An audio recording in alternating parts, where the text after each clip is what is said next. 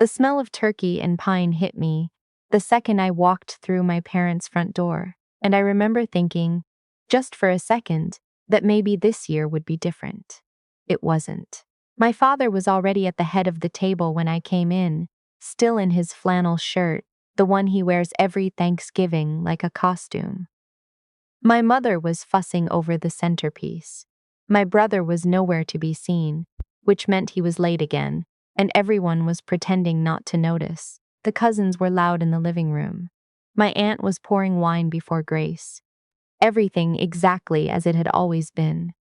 I set my coat on the rack by the door and told myself I'd be fine. I'd done this before. I knew how to be here. My name is Audrey. Wait, my name is something I stopped putting on loan documents 2 years ago. That's probably the better place to start. I'm 32. I'm a project manager at a civil engineering firm in Mississauga. I have a 1-bedroom apartment, a 5-year car loan I'm almost done paying off, and a savings account I'd built carefully since I was 24. TFSA maxed every year, emergency fund sitting right where it should be, a down payment fund that had finally started to look real. I didn't come from money. I made mine slowly, deliberately, the way you do when you grow up watching your parents stress about hydro bills every February. My brother is 28. His name doesn't matter as much as what he is, which is someone my parents have never once allowed to feel the weight of his own choices. He dropped out of college after 1 semester. He moved back home. He started a landscaping company that lasted 1 summer. Then he tried e-commerce. Then he got into cryptocurrency, which my father called investing, at every family dinner for 8 months straight, until it quietly wasn't mentioned anymore. Every time something fell apart, my parents covered it. Rent money here. A car repair there. A loan to get back on his feet that was never called a loan out loud, because calling it a loan would have required talking about repayment, and no one in my family wanted to do that. I was never asked to cover him back then. I was just asked to be proud of him when things were going well, and silent when they weren't. That changed about 3 years ago, when my parents' ability to quietly absorb his failures started running thin. My father took an early retirement package from the plant he'd worked at for 22 years. My mother's part-time bookkeeping job paid for groceries and not much else. The cushion they'd always had wasn't there anymore, so they turned to me. The first time, it was framed as a favor. My brother needed first and last on an apartment in Hamilton. He'd found a job, a real one this time, my mother said, at a logistics company. He just needed to get started. Could I help? Just this once? I said yes, $3,200. I told myself it was a loan. He worked at that job for 6 weeks. The second time, it was his phone bill and a credit card balance he'd run up during the transition. My mother called me on a Tuesday night and I could hear my father in the background. And something about the particular quiet in his voice made me feel like if I said no, I was the one who had done something wrong. So I sent the money, $1,200. I told myself it was the last time. It was not the last time. Over the next 2 years, the amounts got bigger and the explanations got thinner. A legal issue that my parents described only as a misunderstanding that I later found out was a small claims dispute with a former business partner. A car he needed to get to a job that he didn't end up getting. Dental work not covered by the provincial plan. An eviction notice he didn't mention until 48 hours before it was enforceable. In total, I transferred just over $14,000 to my family in the space of 26 months. I kept a spreadsheet. I don't know why I kept it. Maybe because I needed proof, even if only for myself, that these things had happened, that I hadn't imagined them, that the money had been real. Thanksgiving that year was the Thursday before Halloween. I drove up from Mississauga in the rain, the 401 miserable and slow, and I had almost talked myself into a decent mood by the time I got there. My brother showed up 40 minutes after everyone else, carrying a case of beer and talking loudly about some new opportunity he was looking into. Nobody asked what it was. We all just smiled. We sat down. My mother said grace. My father carved the turkey with the same electric knife he'd used since 1987. My aunt made her comments about my hair. The cousins fought over the drumsticks. It was so ordinary it almost fooled me. Then my father put down the carving knife, cleared his throat, and looked at me. "We've been talking," he said. "And we think the best thing for your brother right now is some stability. He's looking at a place in Burlington. Good location, close to some opportunities. We were hoping you'd co-sign the lease." The table didn't go quiet all at once. It went quiet in that slow, spreading way, like something dropped into still water. My aunt stopped mid-reach for the cranberry sauce. My cousin looked down at her plate. I said, "I'm sorry." My mother jumped in immediately, the way she always does when she senses friction. "It's just a formality," she said. "The landlord wants someone with established credit. You wouldn't be paying anything. It's just your name. Just your name." I've thought about that phrase a lot since then, the casualness of it. Like a name is a small thing. Like credit history is a small thing. Like liability is a small thing. I looked at my brother. He was looking at his plate. He didn't say anything. Not thank you, not sorry to ask, not I know this is a big deal. He just sat there and waited for me to say yes, the way he had always waited, because the yes had always come. I felt something shift inside me. Not anger. Something quieter. Something that had been building for 26 months, and maybe longer than that. "Co-signing a lease makes me legally responsible if he doesn't pay," I said. I kept my voice even. "That's not a formality. That goes on my credit. It affects my mortgage eligibility." My mother's expression changed. "You're not buying a house right now." "I'm planning to," I said. "Within the next 2 years. By then he'll be stable," my father said, with such complete confidence that I almost laughed. And then my mother said the sentence that I have turned over in my hands so many times since, examining it, understanding it more each time. She said, "You have a good job. You can afford to help. He can't afford not to have help." There it was. Not a request. A calculation. My stability wasn't mine. It was a resource the family could draw from, because I had it and he didn't, and that was reason enough. I put my fork down. "I'm not going to co-sign," I said. The silence after that was different from the first silence. The first one was surprised. This one was something harder. My father said, "Audrey," and stopped. My aunt looked between us like she was watching something she didn't want to see. My brother finally looked up. "It's fine," he said, in a tone that made clear he didn't think it was fine at all. My mother didn't say anything for the rest of the meal. That was how I knew I'd done something unforgivable in her accounting, because my mother always had something to say. I drove home in the dark with the radio off, the highway wet and orange lit, and I didn't cry. I just thought about what co-signing actually meant. I thought about how I would have found out about a missed payment, probably from a collections notice, not from him. I thought about what that would have done to the mortgage pre-approval I had been quietly building toward for 3 years. And I thought about the spreadsheet, $14,000. Not a single payment back, not once had anyone in my family used the word repay.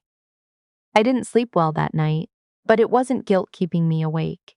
It was clarity, and clarity sometimes feels like anxiety until you learn to tell the difference. 2 days after Thanksgiving, my mother texted me. Not to check in, not to say she'd been thinking. Just, "Your brother got turned down for the apartment. I hope you understand what that means for him." I read it 3 times. Then I put my phone face down and went to make coffee. What I did next, I did without drama. That part matters, because for a long time I'd assumed that any version of me pushing back would have to be loud, would have to be a confrontation. I'd played out versions of those confrontations in my head for years. What I'd say, how they'd respond, how bad it would get. But when it actually happened, it was quiet, almost administrative. I went back through the spreadsheet. I printed it out, dated each entry, noted which ones had been framed as loans and which had just been called help. Then I called a financial advisor I'd been working with and told her I wanted to formally document my plan to stop extending informal credit to family members and redirect those funds to my down payment account. She didn't ask me to justify it. She just helped me set up an automatic transfer. Then I did something I hadn't done before. I actually read the terms on the one document I had co-signed. Not a lease, but a line of credit my brother had asked me to guarantee 18 months earlier. The one my father had told me was basically just administrative. The one I'd signed without reading all the way through because I'd trusted them. I read it all the way through this time. He'd drawn from that line of credit almost $8,000 over 14 months. The account was in arrears. I called the bank the next morning. The conversation was not easy, but it was possible. I explained the situation to the lending advisor, that I had co-signed under a misunderstanding of the terms, that I had not been informed of the draws or the arrears, that I wanted to understand my options. She walked me through the process. I couldn't remove myself retroactively from the existing balance, but I could formally request to be removed from any future liability once the current balance was resolved, and I could dispute certain aspects of the arrangement given the lack of disclosure. I also called a lawyer, not to threaten anyone, to understand where I stood. My lawyer was practical and calm in the way that good lawyers are. She told me what I was responsible for, what I wasn't, and what steps I should take to protect myself going forward. She helped me send a formal letter to my brother and to the financial institution. She helped me understand that my name had value, legally and financially, and that I was allowed to protect it. My family found out through the bank. My brother called my father when the lender contacted him about the arrears and my formal request for separation of liability. My father called me that night. He didn't ask how I was. He said, "What did you do?" I said, "I stopped fixing things I didn't break." He hung up. The calls that followed were various. My mother called twice, left one voicemail that began with, "This is tearing the family apart," and ended with, "Call me back when you've calmed down," as though I were the agitated one. My brother sent a text that said only seriously. My aunt, who had been at the table on Thanksgiving, sent a message that surprised me. She said she understood and that she was sorry I'd been put in that position. And then she didn't contact me again, which was probably the kindest thing she could have done. About 3 weeks after Thanksgiving, I got a call from a number I didn't recognize. It was a woman who introduced herself as a mutual family friend, someone I vaguely remembered from my parents' church. She told me she'd heard I was having some difficulties with my family, and she wanted to remind me that forgiveness was important, and that family was forever. I thanked her politely and said I agreed that forgiveness was important, and that I was in the process of figuring out what that looked like for me, and then I wished her a good evening. I told myself I'd handled it well. I cried a little after I hung up, if I'm being honest. Not because she'd made a good point, but because it's strange to grieve something that hurt you. It's strange to miss the version of your family you'd always hoped they were, even when the evidence had been piling up for years. December came. I didn't go home for the holidays. That was the first time in my life I had not been at my parents' house on Christmas Eve. I drove instead to a friend's place in Guelph. Someone I'd known since university, whose kitchen smelled like cardamom, and whose kids were chaotic and loud in the best way. I helped make dinner and drank too much mulled wine and sat by their fireplace at 11 o'clock at night, tired in a way that felt clean. My mother sent a card. Inside, she'd written, "We miss you. We hope you'll come back to us." No acknowledgement of what had happened. No mention of the money or the document or the years of transfers. Just the card, with her neat cursive and a nativity stamp from the post office. I kept it because she's my mother, but I understood it for what it was, not an apology, not an opening. An attempt to return to normal without passing through honest. My brother, to everyone's apparent surprise including his own, got a different apartment, a smaller one, in a less convenient part of Hamilton. He found a roommate to split the cost. He got a job at a distribution warehouse, full-time with benefits. I heard this through my aunt, the one who had messaged me in November. She didn't editorialize. She just said, "He's figuring it out." That surprised me. And it didn't. Because the thing I'd understood, somewhere in the middle of all of this, was that he hadn't been failing because he couldn't manage. He'd been failing because he'd never had to manage. Every time he'd come close to the edge of a real consequence, someone had pulled him back. Usually me. And when I stopped pulling, he found the edge himself and learned to step back from it. I don't know if he'll stay stable. I genuinely don't. But that's no longer mine to fix. And recognizing that has been one of the stranger, more difficult gifts of this whole thing. In February, I got my mortgage pre-approval. The number was better than I'd expected. My financial advisor sent me a congratulations email, professional and brief, and I sat at my desk at work and read it 4 times. I thought about what that number represented. 5 years of early mornings, skipped trips, secondhand furniture I'd told myself I'd upgrade later, a savings discipline that had felt lonely sometimes. Watching friends renovate their first homes, travel, spend in ways I didn't let myself.